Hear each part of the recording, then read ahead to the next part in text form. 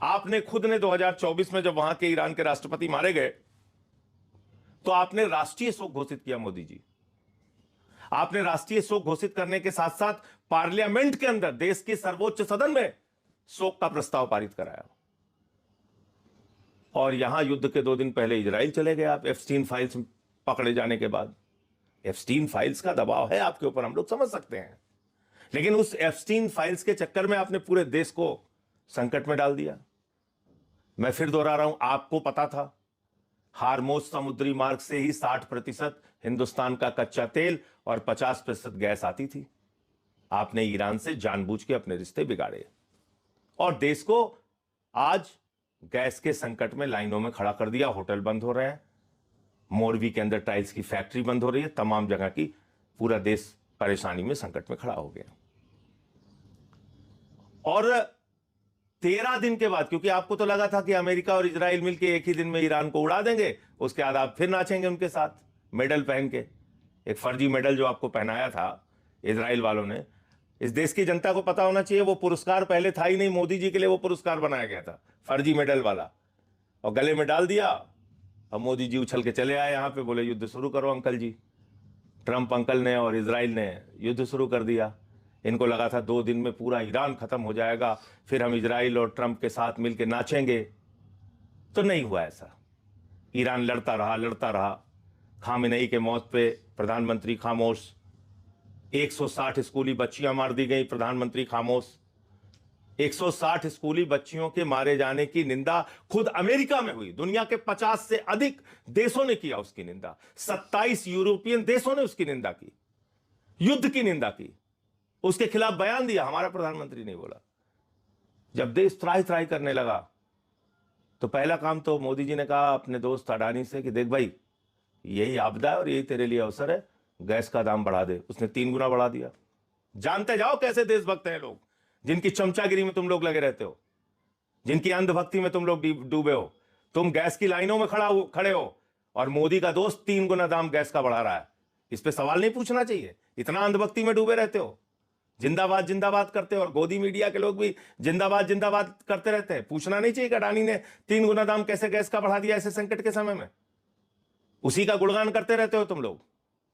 तो आगे सुनो, फिर बात किया 13 दिन के बाद। पहले जब हम लोग कहते थे अरे ये संजय सिंह को बड़ी विदेश नीति पता हो गई है, ये अरविंद केजरीवाल बहुत विदेश नीति में बता रहे हैं, हमारा अनपढ़ राजा ही विदेश नीति जानता है, ये अंधभक्त कहते थे। फिर 13 दिन के बाद उन्होंने ईरान के राष्ट्रपति से बातचीत की। ईरान के राष्ट्रपति ने भारत के प्रधानमंत्री के बातचीत को नोटिस तक नहीं किया, ट्वीट करके भी नहीं बताया कि हां हमारी मोदी जी से बातचीत हुई। यह हैसियत बना दी आपने मोदी जी भारत की, अपने परंपरागत मित्र के साथ संबंध बिगाड़ के, उसको धोखा देके। और धोखा शब्द का मैं इस्तेमाल इसलिए कर रहा हूं कि ईरानी जहाज को आपने अपने मेहमान के तौर पे बुलाया था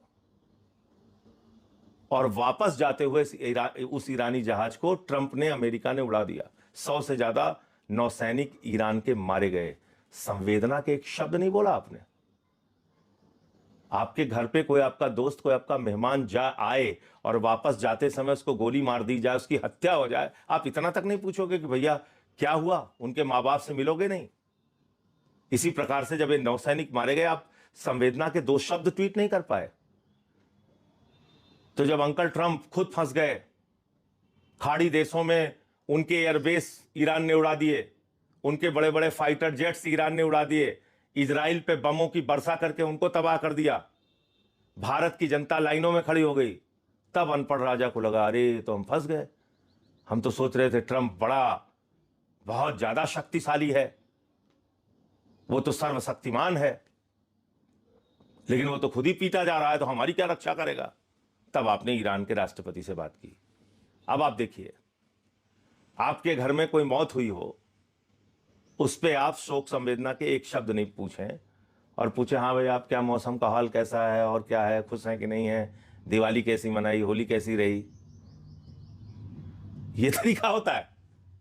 ना तो खामेनेई की हत्या पर प्रधानमंत्री ने कोई बात की, ऐसा उन्होंने ट्वीट में कुछ नहीं बताया। ना तो उन्होंने बात की 160 बच्चियों की मौत पे, ना तो उन्होंने बात की नौसैनिकों के 100 से ज्यादा मारे जाने पे, और ना ही उन्होंने स्पष्ट किया कि हार्मोज समुद्री मार्ग से हमारे जहाज आएंगे, इस पे कोई सहमति देगी। तो आपने एक रस्म अदायगी की देश को संकट में डाल के। अभी मुझे मालूम नहीं, मैं भी चाहता हूं कि ये देश संकट से उभरे और हार्मोज समुद्री मार्ग से हमारी आवाजाही शुरू हो। इस बीच अंधभक्तों और गोदी मीडिया को मैं पूछना चाहता हूं कि आखिर आप लोग कितनी चमचागिरी करोगे? ये खबर आपने क्यों नहीं दिखाई?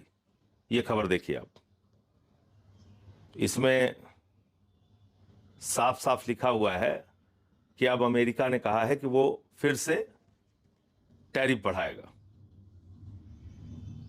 अमेरिका फिर से टैरिफ बढ़ाएगा।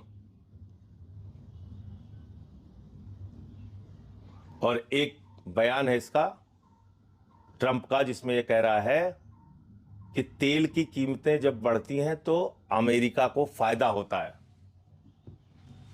तुम यहां युद्ध में फंसे हुए हो, गैस की लाइनों में खड़े हुए हो, और ट्रंप कह रहा है हमें फायदा होता है।